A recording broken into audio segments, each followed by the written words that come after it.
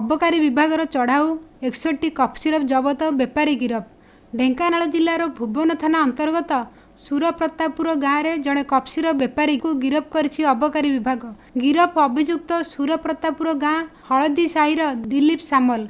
दिलीप निज घरे cough syrup रखी बेपार करी आसुथिले। छोट छोट कोमलमती शिशु और युवक माने कफ सिरप संस्पर्श में भ्रष्ट होउथिले। फल अंचल में असामाजिक कार्य वृद्धि पाउथिला, जहाकु नै कामाख्यानगर, भुवन, कामाख्यानगर और परजंग अबकारी विभागर मिलित चढ़ाऊ करी गिरफ करा जायछि। तेबे तांको पाखरु 61 गोटी कफ सिरप जबत करा जायछि। गिरफ पर अभियुक्त को कोर्ट चालान करा जायछि बोली अबकारी पुलिस पक्षरु सूचना मिलिछि। कामाख्यानगर ईपीएरू Rajkishore Raut report, EPA news.